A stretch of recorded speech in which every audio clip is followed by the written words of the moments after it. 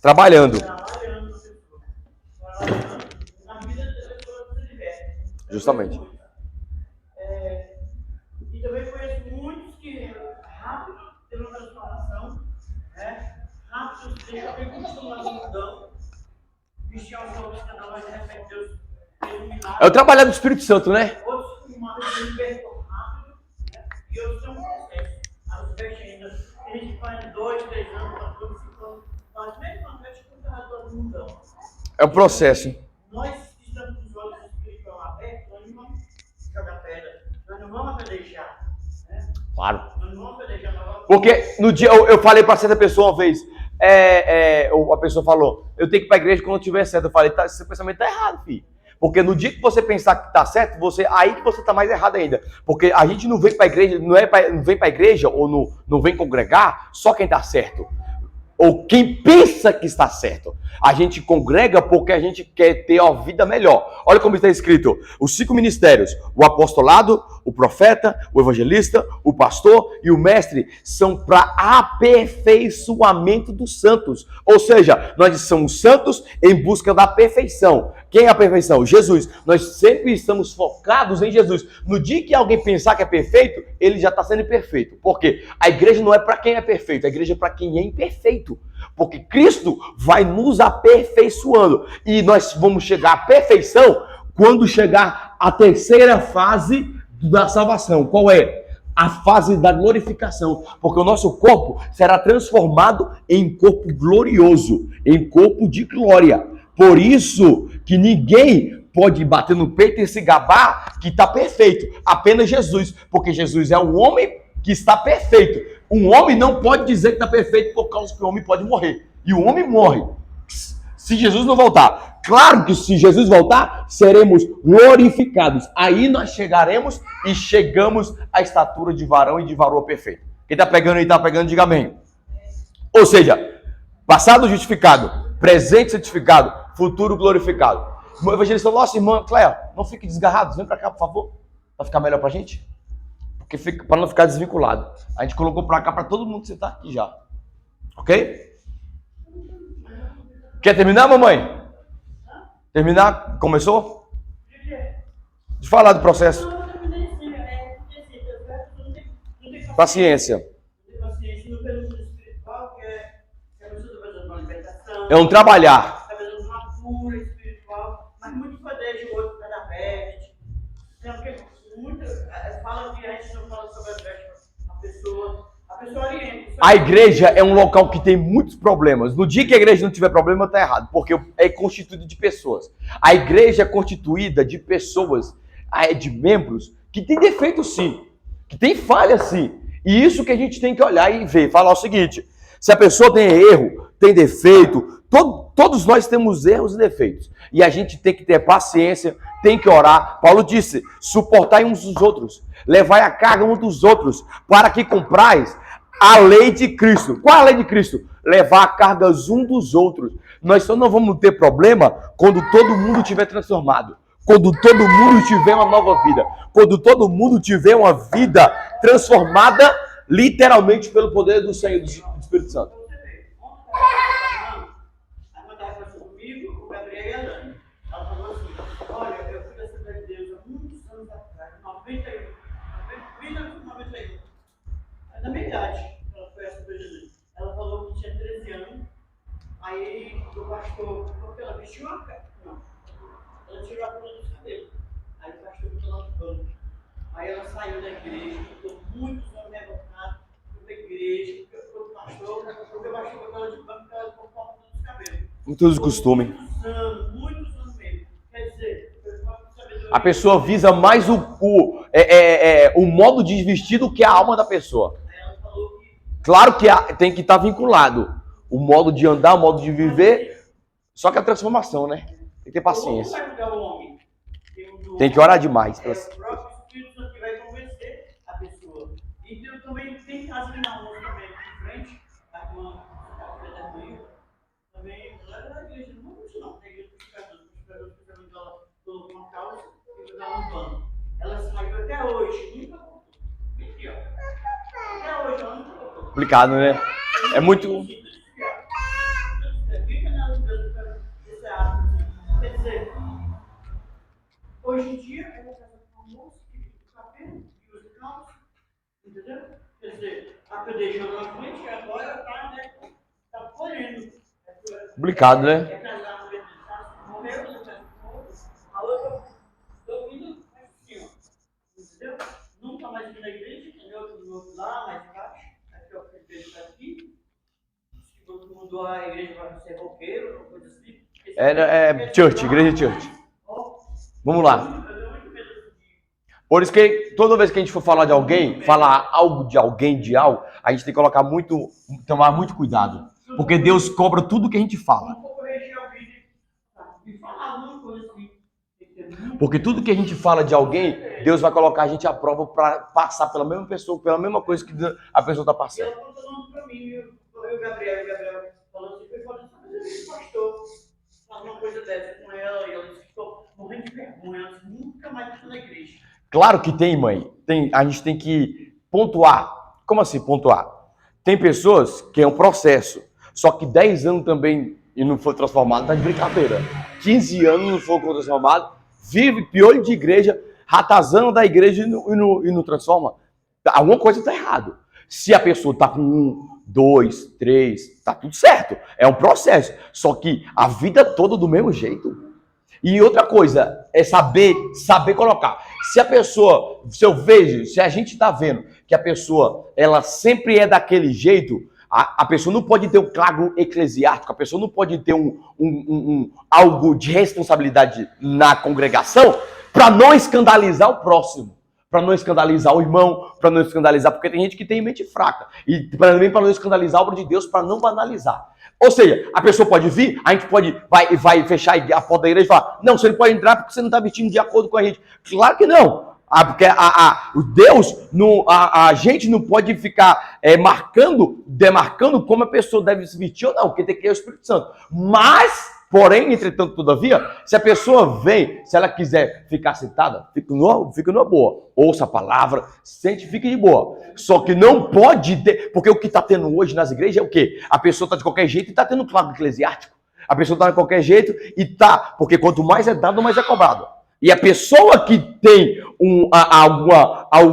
algum cargo, alguma coisa para tomar conta na casa do Senhor, a pessoa tem que ter caráter, a pessoa tem que ter o Espírito Santo, a pessoa tem que ser, no mínimo, transformada para que venha ter autoridade. Porque como a pessoa vai chegar e vai pregar, irmão, não faça isso. Sendo que a pessoa tem uma brecha espiritual, que o modo de vida... Não que o modo de vida seja a salvação, mas o modo de vida é um exemplo daquele que foi salvo em Cristo.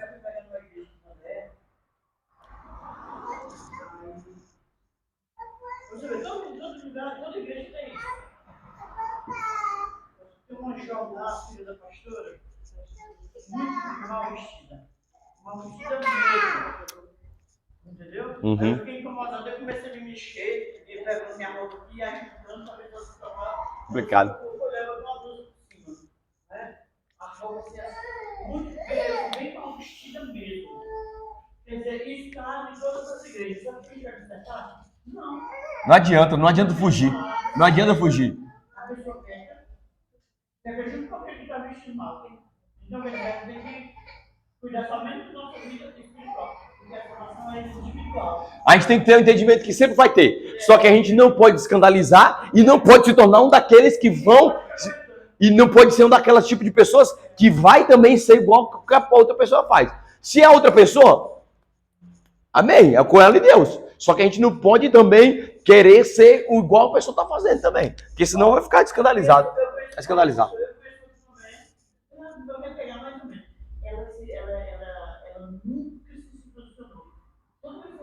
Igreja, ela me buscou todo desse tamanho. Nunca se posicionou com uma pelota, uma vestida declarada, uma roupa assim. Sempre uma roupinha muito. Ela já tem que ligar várias vezes, e até saiu aqui, foi porque a tia da irmã. Por que ela sentiu poder daquele jeito? Então a consciência dela não acusa. Se a consciência dela não acusa, quem chama não vai querer consertar ela, ela vai. Não vai consertar. Vai não, porque é o Espírito Santo que tem que consertar ela. E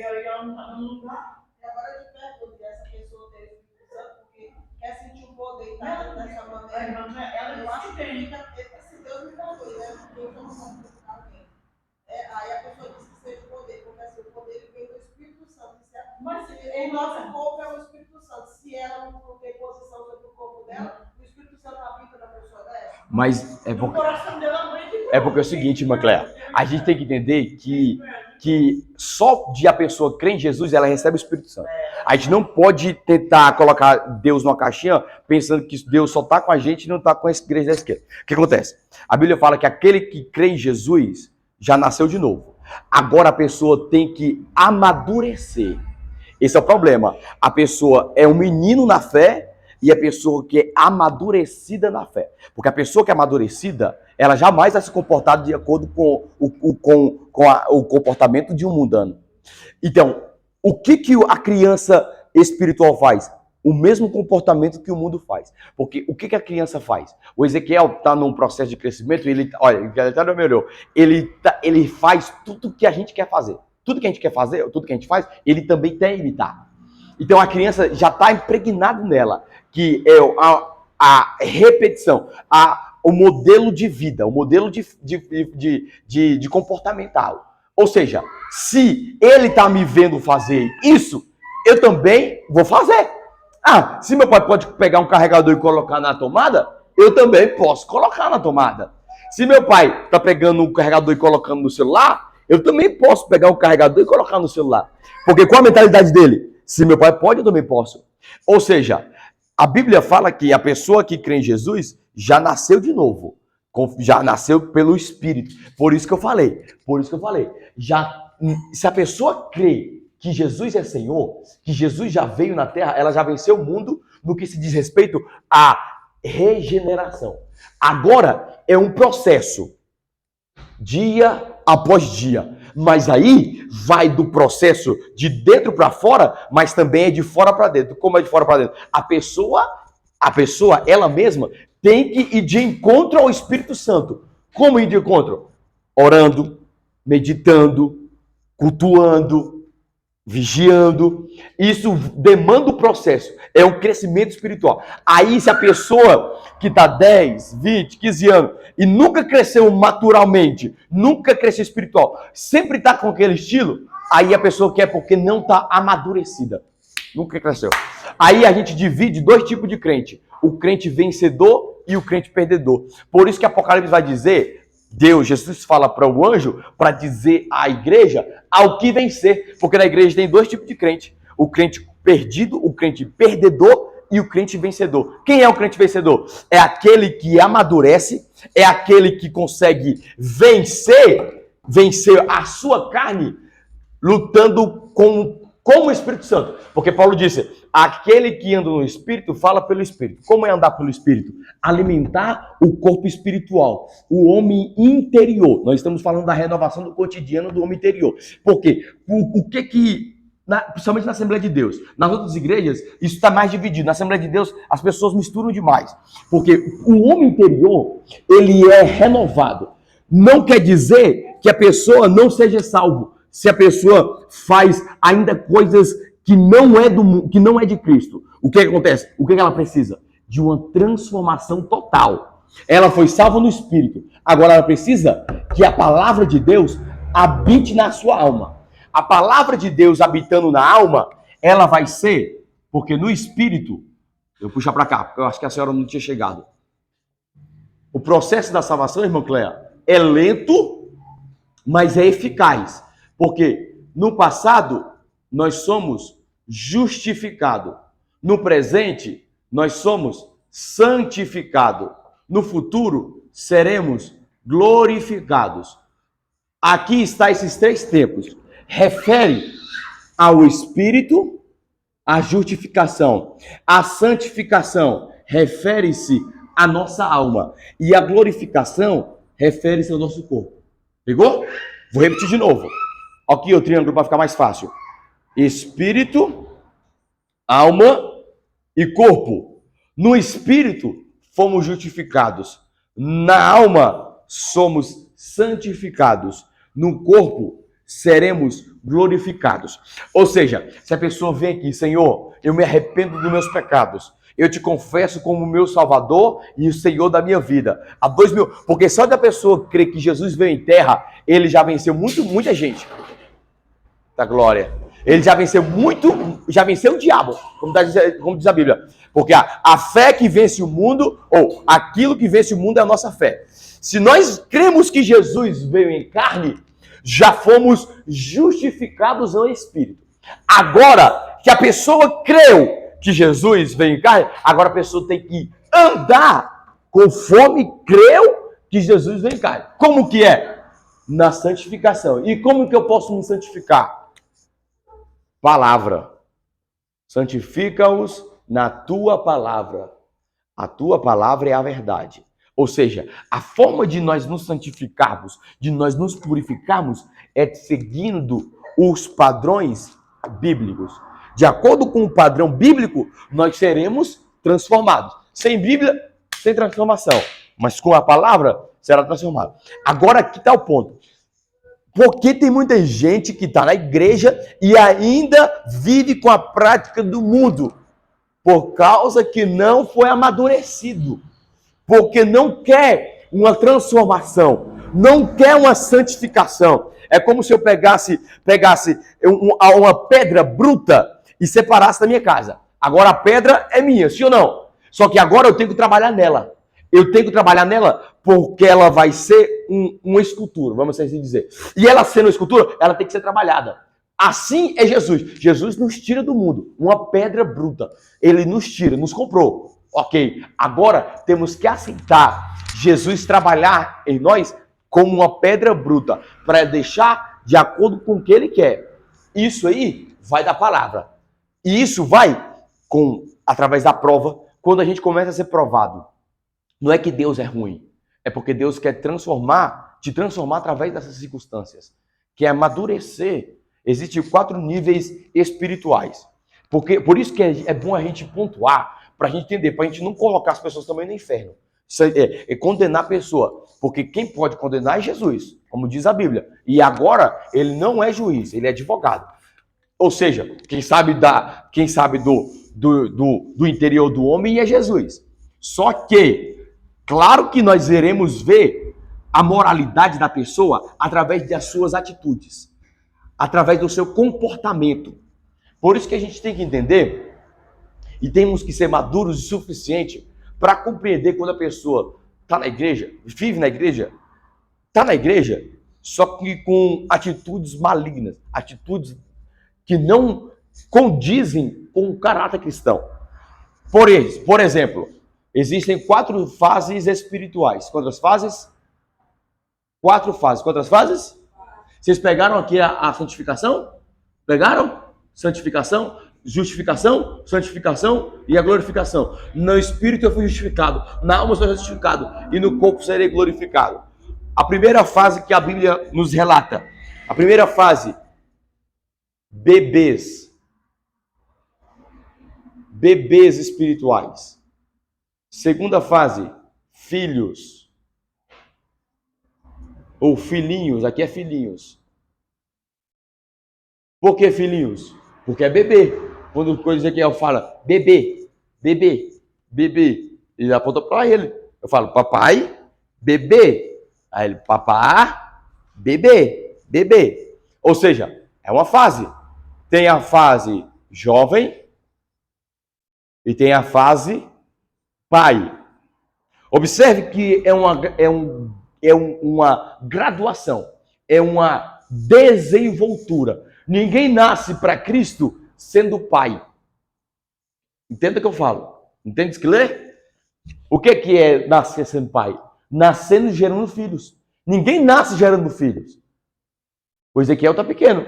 Ele tem capacidade de gerar um filho? Claro que não, porque ele não está amadurecido fisicamente. Porque assim como é o corpo físico, é o corpo espiritual. Então, ninguém nasce jovem.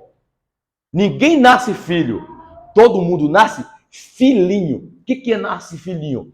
Paulo disse que nós clamamos, que nós oramos e falamos Abba Pai. Essa palavra Abba Pai é filhos e Abba. Filhos é Abba, filho é Abba. Mas na tradução mais ao pé da letra, quer dizer um balbuciar de uma criança ainda no seu estágio de imaturidade. Ela nem sabe quem ela é, mas ela sabe que tem um pai.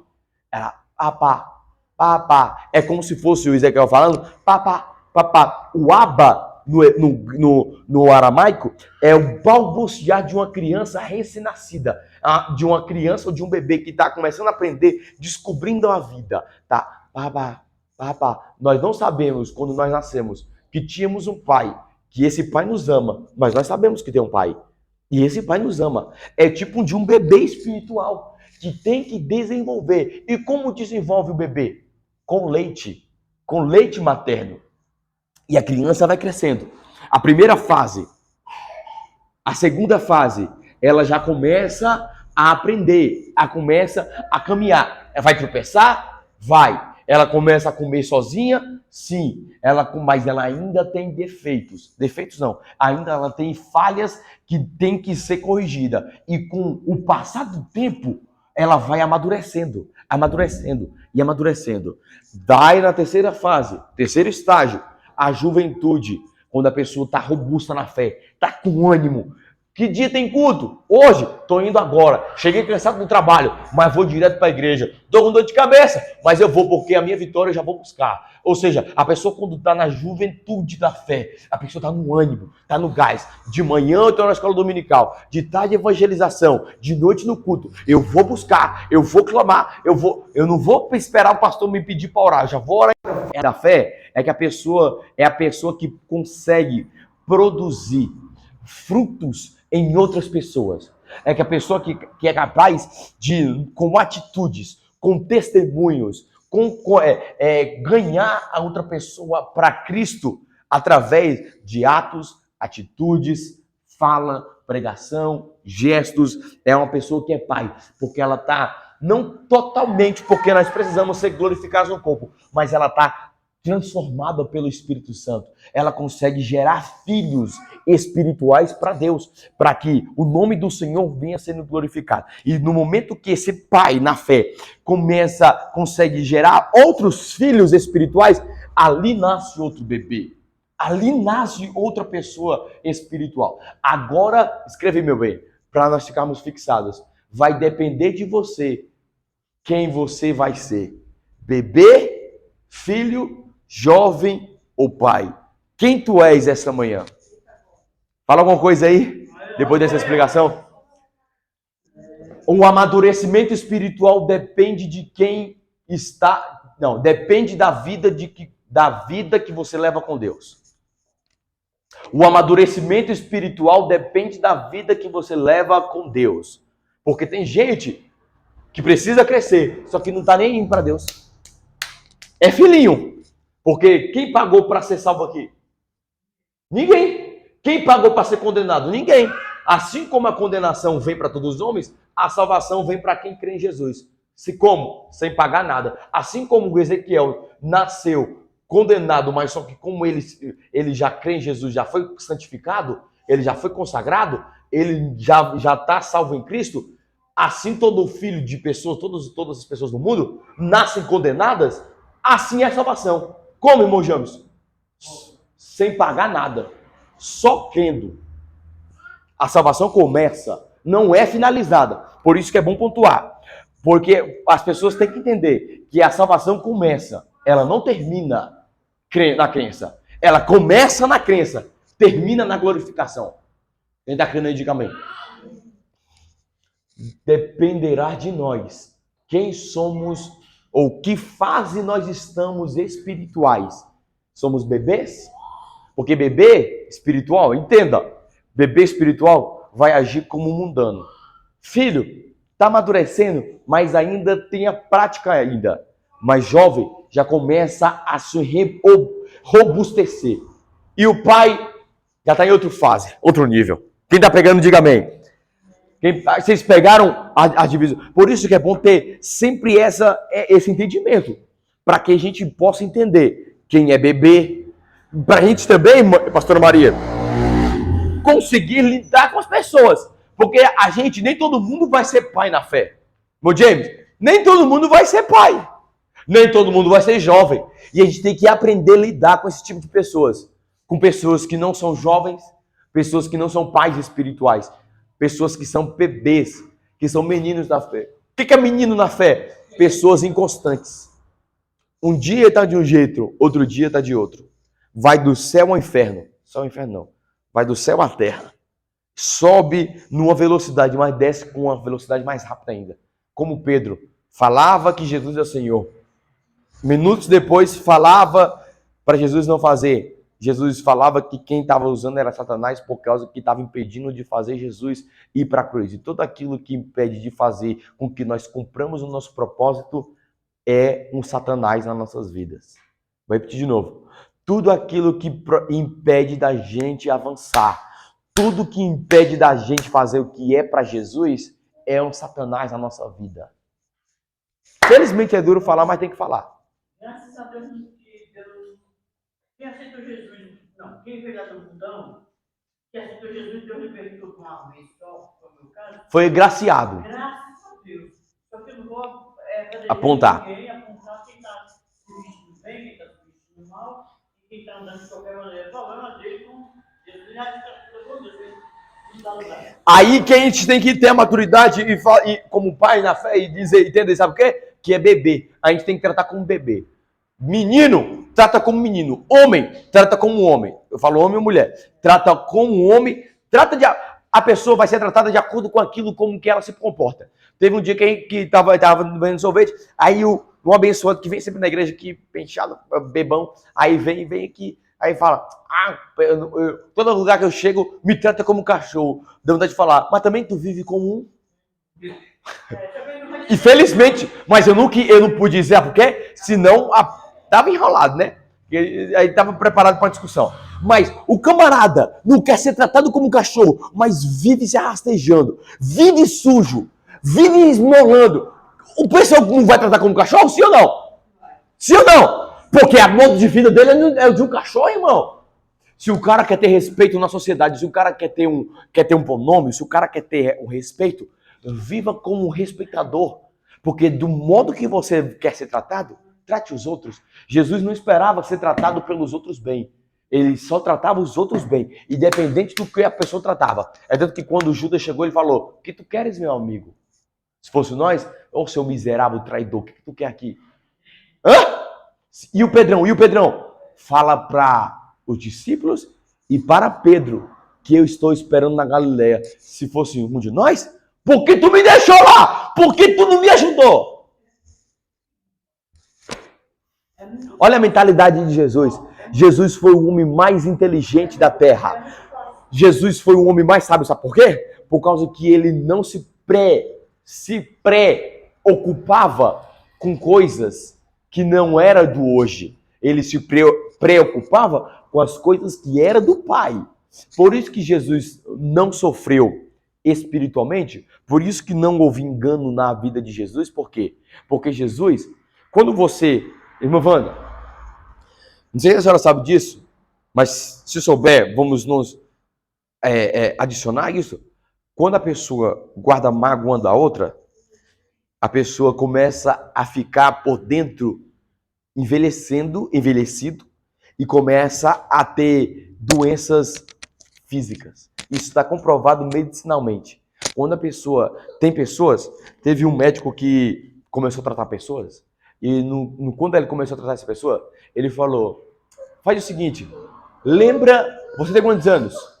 40 anos. O que aconteceu quando você tinha 7 anos de idade? Aí a pessoa começava a desabafar. 7 anos de idade aconteceu isso, assim. Houve uma briga na minha família, aconteceu isso. Aí o médico falou, o seu problema estava aí. A pessoa não é que saía curado, a pessoa saía sarado por dentro e só tomava um remédio, passava. Porque tem muitas dores, muitas mágoas, muitas dores no corpo que não são físicas, são espirituais, resultados de anos passados, que a gente vem guardando, por mais que a gente, no momento, não esqueça, enquanto a gente não libera o perdão, fica amortecido. Quando a gente lembra, é como se fosse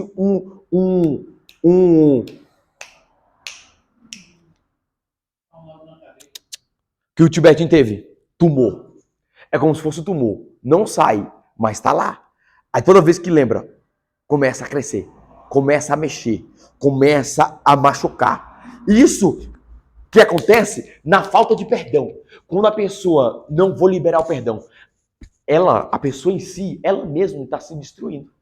A pessoa que está se autodestruindo. Por isso que Jesus disse, quando alguma pessoa te fizer, tu lembrares que alguma pessoa fez algo contra ti, vai e peça perdão. Porque não é só a oferta que não vai ser recebida, é o seu coração que vai ser maltratado, é o seu coração que está sendo ferido. Irmão, quando a gente não perdoa, a gente pensa que está machucando alguém, mas a gente está se matando. Nós estamos matando a nós mesmos. Quando não libera o perdão, não fala. Ah, pastor, mas eu não consigo. Faz o seguinte, faz que nem eu fiz. Em oração, fala assim, fala o nome da pessoa alto, tenta falar o nome dela alto e fala, fulano de tal, eu te perdoo. Quando você vê a pessoa, você vai chegar a falar, eu te perdoo em nome de Jesus. Vai ser fácil. Sabe por quê? Porque o seu espírito venceu a sua carne e você conseguiu disciplinar sua carne e vencer o orgulho e liberar o perdão. Você fala, fulano de tal, eu te perdoo em nome de Jesus. Repetidas vezes, fulano de tal, eu te perdoo. Fulano de tal, irmão, é um remédio para a sua alma. Diga lá, pastora, para a gente terminar. Não, assim, é muito fácil. Eu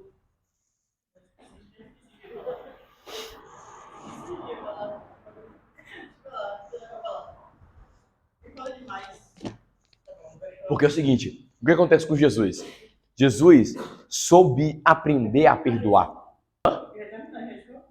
Vamos só ler, tudão. Jesus aprendeu a perdoar as pessoas. Jesus aprendeu a não esperar. Porque o que acontece? Que as pessoas entendem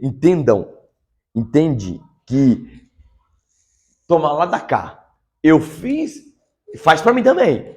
Me ama que eu te amo. Me leva que eu te levo. Esse é o problema.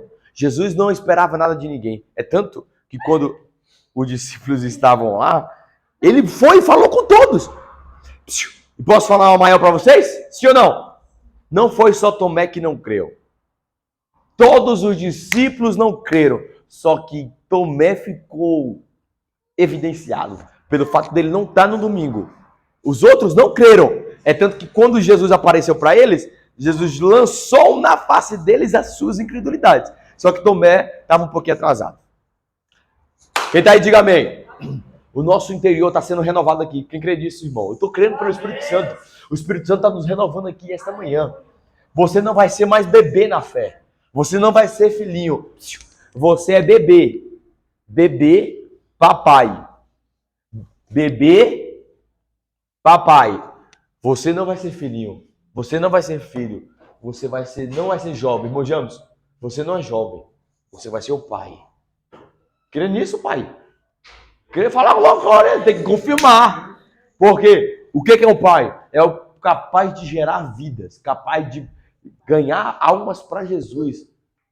Seja na pregação, seja no modo de agir, você vai transbordar a vida de outra pessoa e a pessoa vai querer ter Jesus espelhando na sua vida. E essas 4 fases a gente tem que entender. Tem pessoas que estão na igreja, mas não estão amadurecidos. Vivem como o mundo, vivem como pessoas comuns. A gente tem que ter paciência e só falar, Deus, amadureça a pessoa. Que o Senhor ilumine os olhos espirituais, para que ela não possa ser um bebê na fé, um menino na fé. Quem está aí?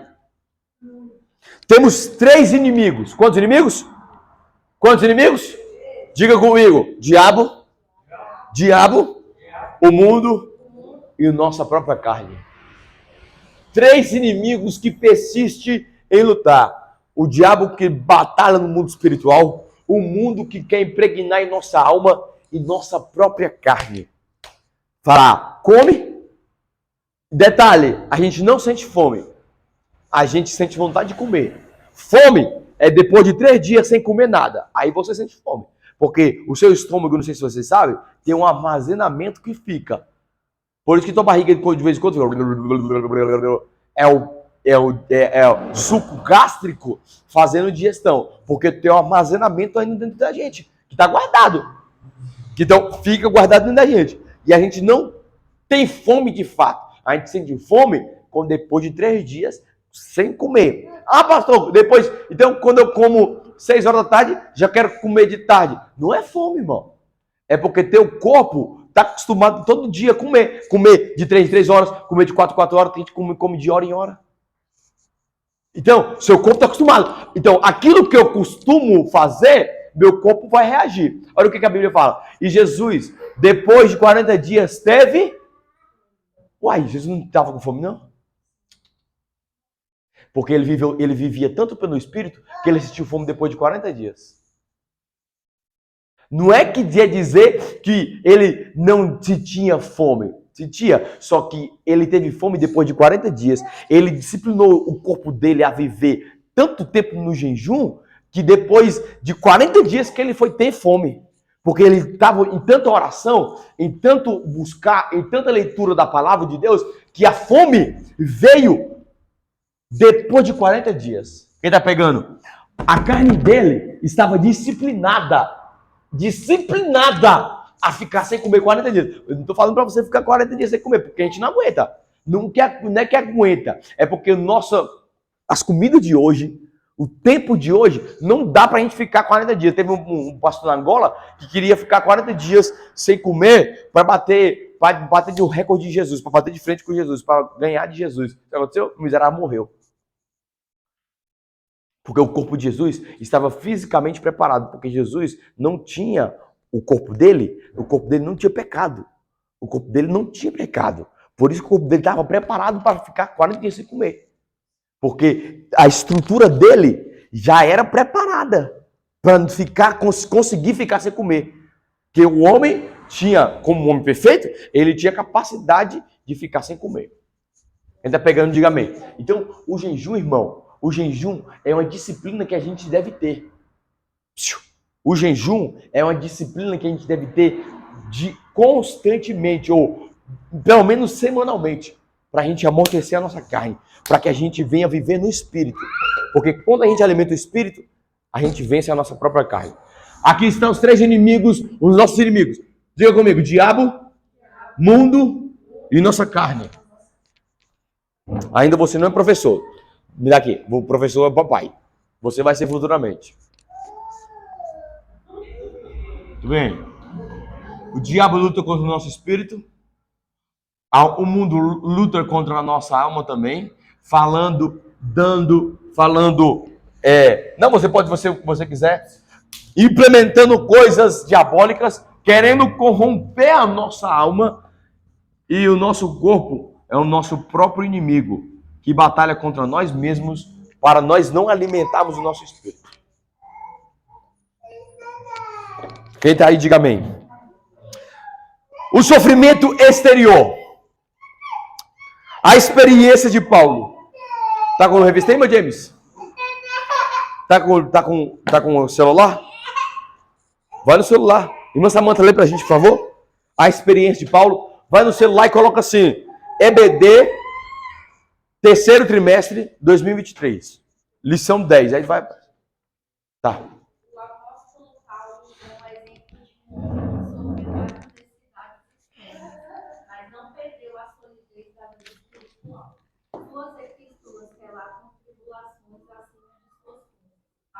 De ele perder a esperança da preservação da própria vida. Ainda podemos ver o amor, a prisões, ações, apedrejamento, perseguições, fadiga, fome, sede, frio e nudez. Dessa forma, Paulo sintetiza as adversidades da nossa jornada de fé nas seguintes palavras. E também todos os que fielmente querem viver em Cristo Jesus padecerão perseguição. Por isso, o texto bíblico diz que o tesouro do Evangelho está guardado em vasos de barro. Isso é uma declaração de que somos feitos do pó, ou seja, somos mortais, e por isso, como seres humanos, somos frágeis. Nesse aspecto, o homem exterior padece e sofre ataques por causa da verdade. Irmã Wanda, o exemplo do apóstolo. Mesmo diante do sofrimento, o apóstolo não retrocedeu. E aqui, Marquei, por favor. Mesmo diante do sofrimento, o apóstolo o apóstolo não retrocede e tampouco nega a fé. Marque aí, por favor, sublinhe essa parte aí, por gentileza. Pode continuar, irmã Wanda. Suas provações forjaram a confiança em Deus. Na sua vida, a Ministério.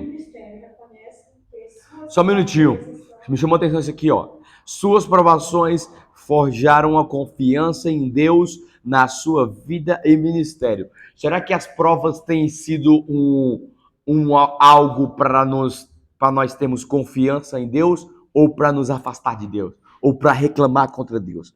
Porque tem gente que quando passa por prova, ele começa a murmurar e não vê com os olhos espirituais que é Deus que está querendo amadurecer. Que é que Deus que está querendo fazer a pessoa crescer.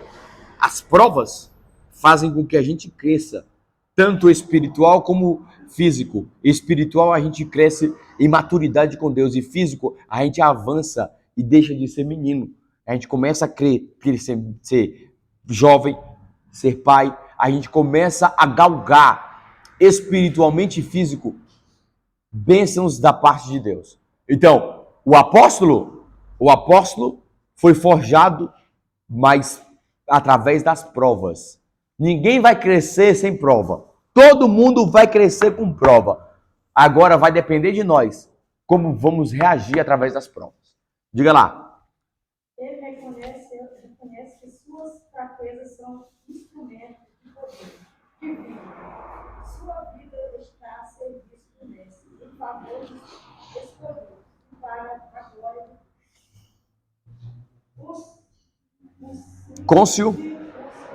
Sua vocação do apóstolo declara, isso não deve fazermos, ainda que o nosso homem exterior se corrompa. Nesse aspecto, o legado do apóstolo é de perseverança. Embora o homem exterior seja consumido pelas tribulações, o salvo não desanima,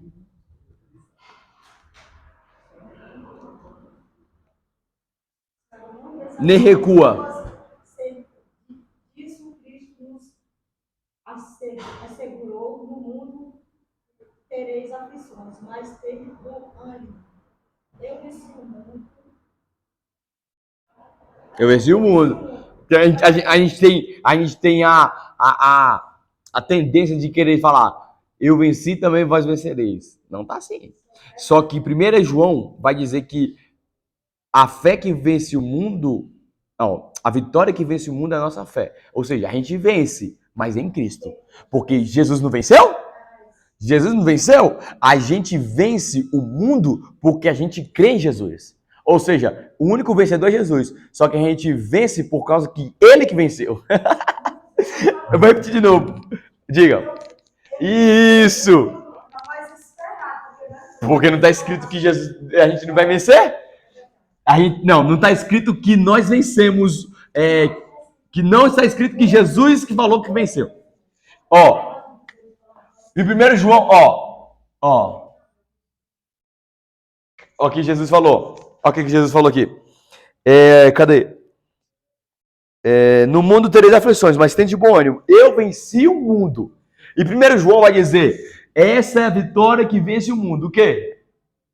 O que é a vitória que vence o mundo? A fé. Mas a gente, o ser humano, o homem, aqui é Jesus.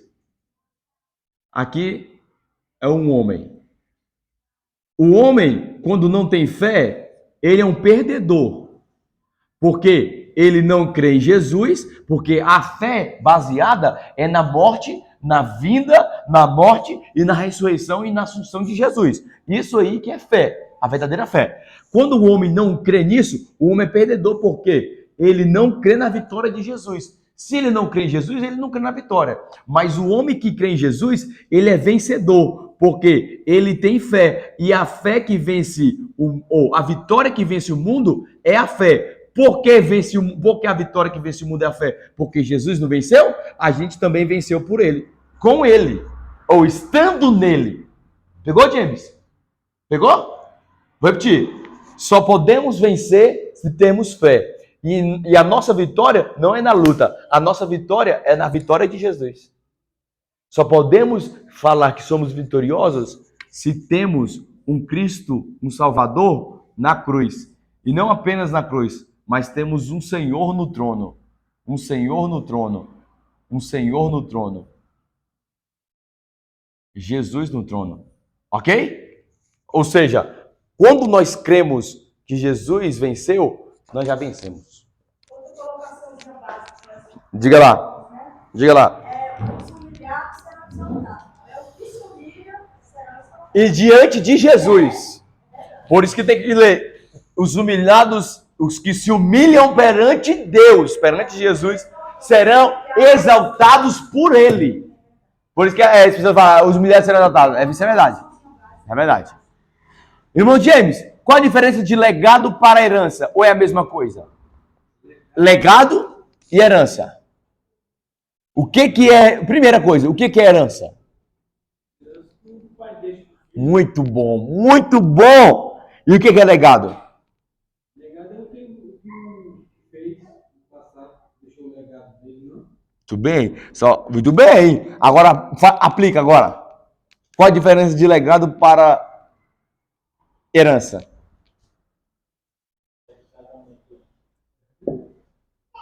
Herança, eu deixo para alguém. Legado, eu deixo em alguém. Pegou? De novo. Herança, eu deixo para alguém. Meus filhos vão ficar. Legado, eu deixo dentro. Pegou? Por isso que Paulo deixou o legado. Qual legado? Legado de não desanimar. De perseverar. Paulo deixou alguma coisa para nós? Deixou as cartas. Mas não de herança. Porque Deus que mandou escrever. Mas o legado que ele deixa ali é açoitado. Não abre mão. Naufragado, não abre mão. Aprisionado, mas não abre mão de Jesus.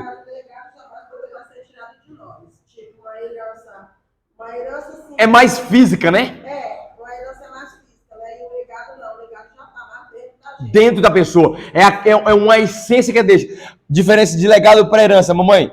Herança, a pessoa deixa para alguém. Legado de Deus, a pessoa deixa em alguém. Irmã Samanta.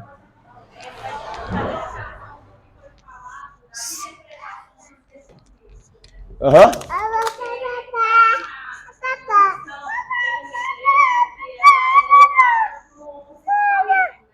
duas pastoras lá.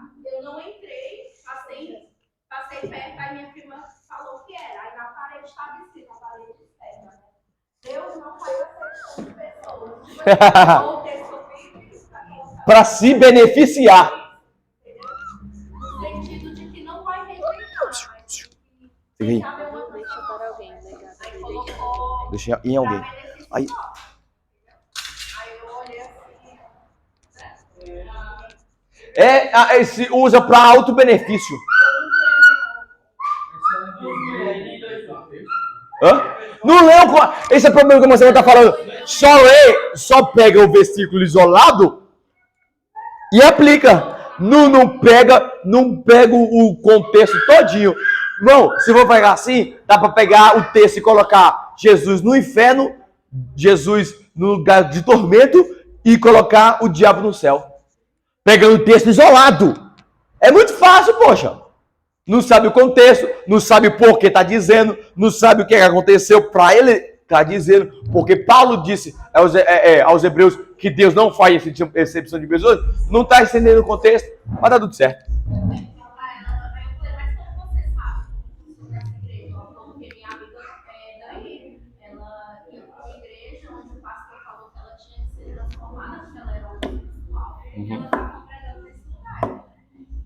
Hoje, em todo tipo de igreja, hoje a pessoa ela congrega no que ela se encaixa, no que ela se enquadra.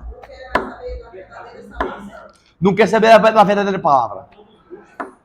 Hoje tem de sal e de doce. Igreja de sal e de doce. Oi? A pessoa, ela quer ler de acordo com o que ela pensa. Não é de acordo com o que Deus pensa. Esse é o problema. A pessoa quer ler a palavra, mas com o pensamento dela. E a gente não pode ler a Bíblia com o nosso pensamento. A gente tem que ler a Bíblia com o pensamento de Deus. Com que de acordo com o que Deus está dizendo. O que Deus fala, a gente tem que dizer. Tem que ler de acordo com o que Deus está dizendo. Porque antigamente eu lia pensando que uma coisa, mas só que a gente tem que entender que tem que ler de acordo com o que está escrito, de acordo com o que Deus quer. Irmão James, a esperança do crente. Na Escritura, o contraste entre as funções do homem e o poder de Deus estão Assim, representadas. Atribulados, mas não angustiados. Significa que mesmo pressionados por Cristo não é a lei esmagado. Flexo, mas não desanimado. Indica Que mesmo confuso, o crente não se desespera, perseguidos, mas não desamparados. Sinaliza que mesmo ameaçado, o crente não é abandonado. Abatidos, mas não destruídos. Mostra que mesmo preservado, o crente não é desnorteado. O texto ensina que, embora o nosso corpo esteja sujeito ao pecado e ao sofrimento, Deus sempre prover. Pavê, prover. Prover o pavê. Nosso Senhor, obediente, existe sobre A morte. Então, mesmo mundo, temos a esperança da vitória e da vida eterna. Portanto, como cristãos, não podemos deixar de gozar a bem-aventurada a esperança de Cristo. Qual é a bem-aventurada esperança? A vinda de Cristo. A bem-aventurada esperança. A vinda de Cristo. O que é esperança? Aquilo que eu não vejo, mas espero, aguardo. Essa é a bem-aventurada esperança. Que é aquilo que eu espero mesmo sem ver. Renovação interior. O fortalecimento diário. Evangelista nosso, lê pra gente, por favor.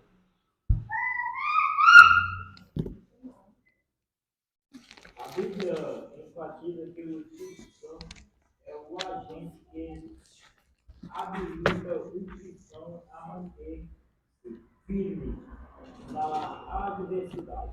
Só um minutinho. Sublinha aí. A Bíblia enfatiza que o Espírito Santo é agente que habilita o cristão a manter-se firme na adversidade. Ok? Sublinha aí até João 14, 16, 17. Pode continuar, por favor. João 14, 16, 17. Esse poder do Espírito atua no homem interior e capacita o crente a perseverar e a viver afastado do pecado. 1 Coríntios 12 ao 16. Assim, apesar da fraqueza do sofrimento exterior, o nosso interior, contudo, se renova de dia em dia. Segundo Coríntios 4, 16. Isso é a operação do Espírito que qualifica os salvos a não desfalecer do ponto de vista das disciplinas espirituais práticas. Esse renovo ocorre por meio da santificação pessoal, fidelidade, reverência, oração, jejum e temor a Deus. 1 Coríntios 7, 5, Efésios 5, 18, Hebreus 12, 14 e 28. Portanto, não podemos permitir que a aflição nos desanime, mas devemos renovar o nosso compromisso em servir a Cristo e permitir que o poder do Espírito Santo nos fortaleça dia a dia. 1 Coríntios 16, 13. O eterno peso da glória. Diaconisa Cleia. Eu estou sem revista sem óculos, eu não consigo ler. Revista tem. É, Faltou. sem óculos, é que eu não consigo ler, eu não enxergo nada. Tá bom. Eu enxergo ali porque está de longe, mas eu não enxergo nada. Irmã Tamires, pode ler pra gente?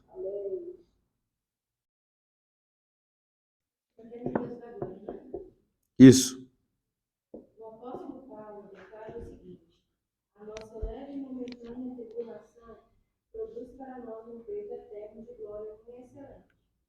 Aqui, ele faz um contraste entre o sofrimento presente e o futuro glorioso. O apóstolo ensina que, se comparado ao peso da glória, que é eterna, a tribulação é leve e passageira.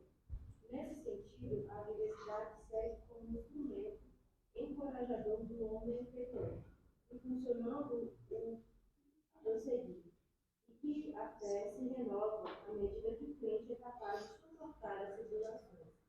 Portanto, faz-se necessário ser sábio diante da tribulação, fugindo da murmuração e reconhecendo que as lutas, segundo o critério de Deus, são inevitáveis. Entretanto, as Escrituras notificam que as aflições deste mundo não podem ser comparadas com a glória que convida. Queridos, o que nos mantém através de pé é o Espírito Santo. Mas eu não sei se os irmãos pensam assim, mas o que nos mantém, não sei se vocês já pensaram, o que nos aguarda é muito maior do que a gente pode imaginar. O que nos espera, a bem-aventurada esperança, que é a vinda de Jesus, mas não só a vinda, o desfrute de estar na Nova Jerusalém. Irmão, só pelo que a Bíblia fala, a gente já pode ter uma noção. Imagina quando a gente chegar lá. Não precisa de iluminação, porque o próprio Deus é a lâmpada, é a luz. E Jesus é a lâmpada. Do rio, do meio da cidade, corre o rio. E esse rio é águas cristalinas, cristalinas, cristalinas. De um lado tem árvore, de outro tem árvore. E ela dá muitos frutos. E a gente vai beber da água. A Bíblia fala que dentro da gente, quando a gente for transformado no nosso corpo vai ser glorificado? O nosso corpo vai ser glorificado? Dentro da gente vai correr rio, água. A gente vai beber a água do rio, da vida que está saindo do trono de Deus. A gente vai beber e vai passar por, de vez de ser sangue, vai ser água dentro da gente. Por isso que Jesus disse, aquele que crê em mim, como diz as Escrituras, fluirão dentro de si rios de água viva. Oh, meu Deus! Irmão, o que vai acontecer, o que a gente vai andar na Nova Jerusalém, entenda o que a gente vai desfrutar com Jesus. A mesa, imagina a mesa da ceia, de 7 anos a gente comendo com Jesus. A mesa vai ser poderosa porque vai ser espetacularmente grande. Vocês não têm noção do que é grande. Vai ser muita gente, irmã. Irmã, vai ser gente que existiu no passado, pessoas que já existiram e pessoas que vão existir. Desde Adão até a volta de Jesus. Vai ser gente demais. E o incrível que vai ser, sabe o quê? No mesmo momento que Jesus estiver perto daqui da senhora, perto da gente, vai estar perto de outra pessoa. O olho dele vai ser assim, ó, como se fosse um binóculo, vai estar pertinho da gente assim. A mesa vai ser enorme. Vai ser enorme. Irmão, isso aqui é poderoso, irmão. É só para quem tem a mente de Cristo isso que vai ser. Porque Vai- Não pode imaginar o que vai ter lá, porque se nós raciocinar, nós já vamos ter uma ideia. Mas é porque a ideia que a gente vai ter ainda é pequena do que a gente vai ter. A gente pode ter uma noção, mas saber do que vai ter, não. A gente vai ter uma noção mais ou menos, mas é porque vai ser infinitamente espetacular. Porque vai ser muita gente, Jesus vai estar nos servindo, os anjos vão estar ao nosso redor, olhando para a gente banquetear, a gente comendo,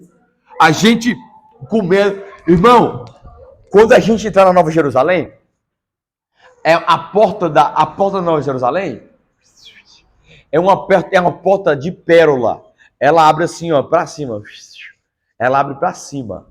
É uma porta de pérola. Quando a gente estiver entrando assim, as portas vão abrir pra gente. Irmão do céu! Vai ser uma luz. Vai ser mais poderosa do que ficar olhando para essas lâmpadas assim. Porque vai ser tão dia. Porque a Bíblia fala que lá não há trevas. Ou seja, você sabe o que é trevas? É quando uma coisa bate aqui, a luz bate e reflete aqui, não reflete? Dá trevas. Só que a luz de Deus é tão poderosa que vai bater aqui, ela bate e transparece. Porque no céu não há sombra de variação.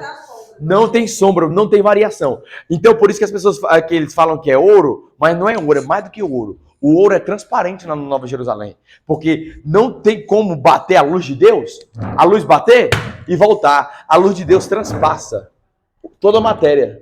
Porque a Bíblia fala que nele não há sombra de variação. Ou seja, não tem nada que impeça a sua luz. Tudo que bate, toda a luz que bate nele, atravessa. Ou seja, é como se fosse tudo transparente. Mas não é transparente. É porque a luz é poderosa.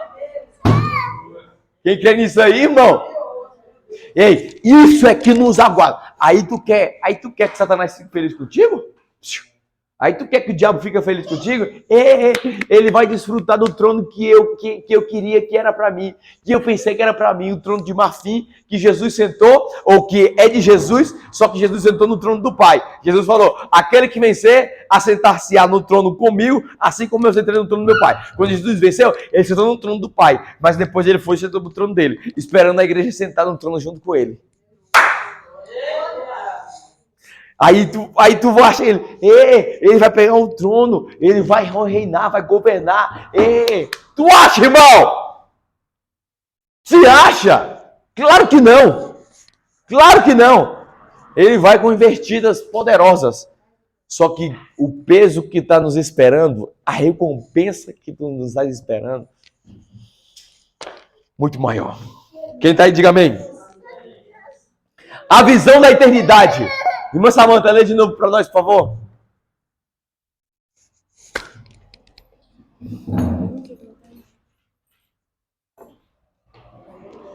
A visão da eternidade. Chave. Estamos terminando.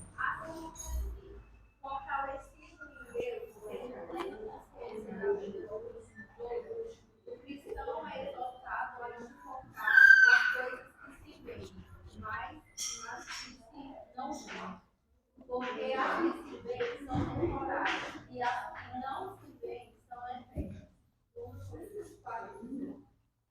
Contrastando as coisas visíveis com as invisíveis, as temporárias com as eternas. O apóstolo Paulo apela ao espírito como uma importante motivação para o crente não desfalecer na tribulação. Nesse caso, somado à renovação diária, o crente deve saber sobre a perspectiva da eternidade. Não por acaso, o apóstolo Paulo escreveu: pensai nas coisas que são de cima e não nas que são da terra. Só um adendo aqui, pensar não quer significa que nem a gente pode estar aqui na terra e desfrutar da terra. Pode desfrutar. O problema é quem a gente dá a importância, no céu ou na terra. A gente tem que dar importância para o céu. mas só que também temos que ter responsabilidades terrenas. Os desafios de hoje, a cultura secularista. James, o brabo. O Johnsons.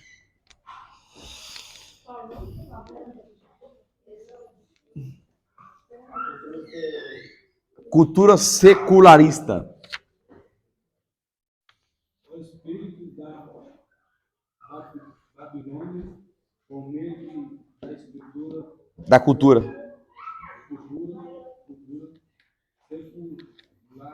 secularista, procura esmagar a vida espiritual. E um sistema metalurgista, conforme estudamos até aqui, que nega a realidade espiritual, a existência de Deus e a verdade bíblica. O caminho também.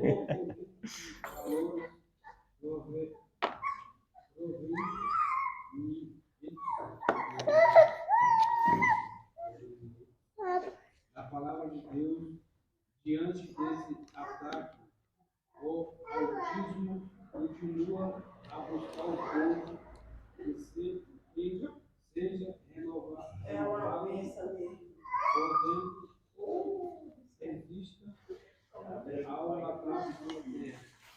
Tome posição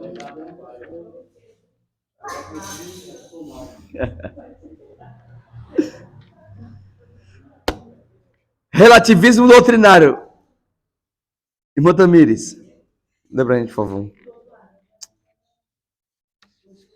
Outra parte que procura matar a nossa vida espiritual é o processo de desconstrução dos fundamentos da fé. Não podemos tolerar a relativização doutrinária. Ora, relativizar a doutrina bíblica é enfraquecer o homem interior. Não há como renovar nossa vida espiritual sem ter em alta conta a palavra de Deus. Não se pode fazer uma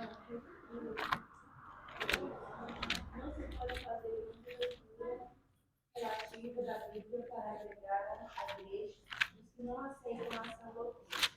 O relativismo aliado à teologia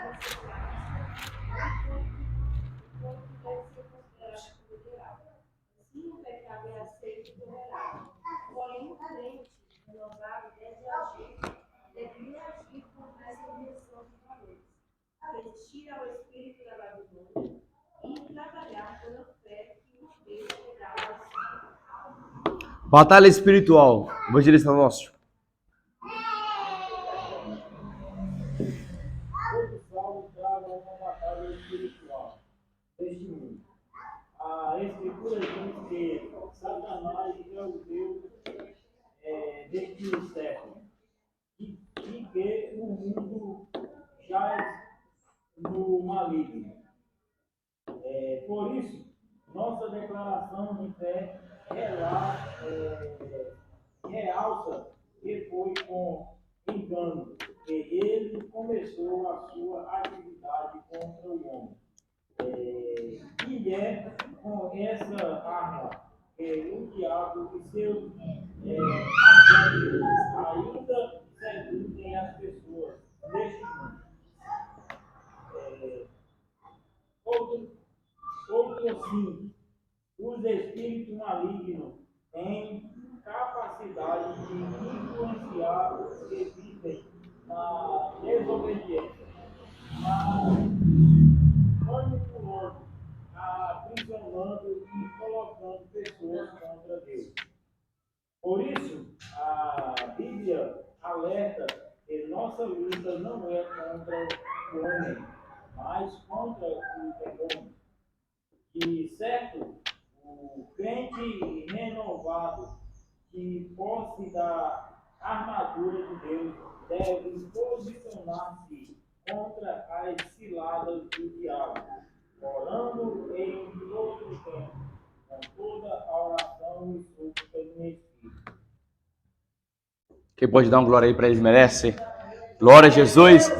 Glória a Jesus. Conclusão, durante a existência do corpo mortal, nosso homem exterior estará sujeito às tribulações desta vida.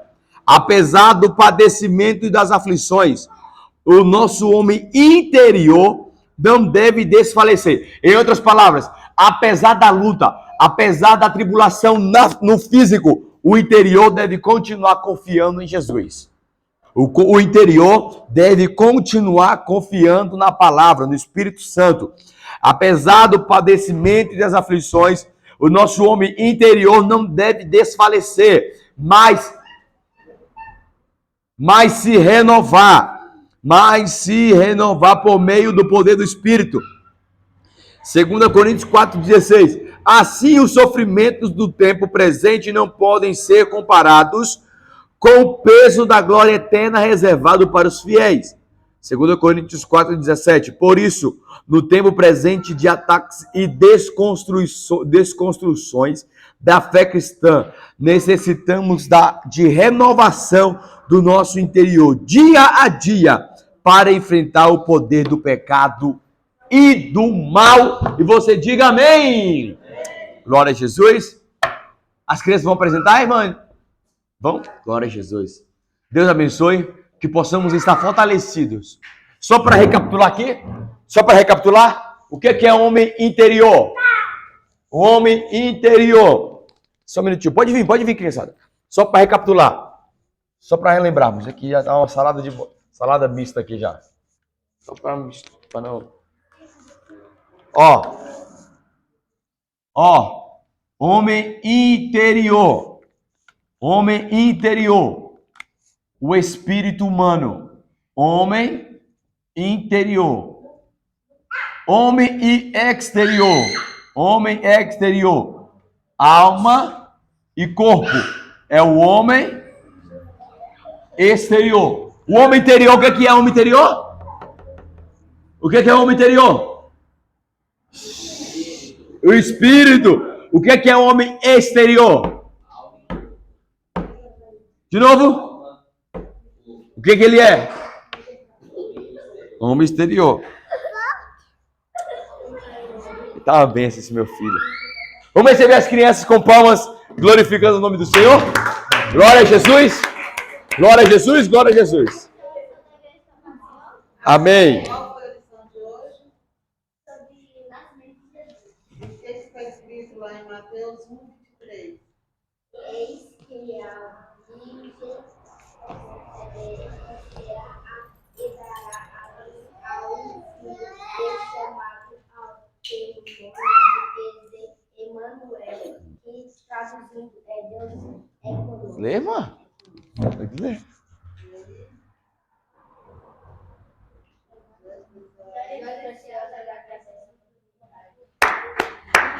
Amém.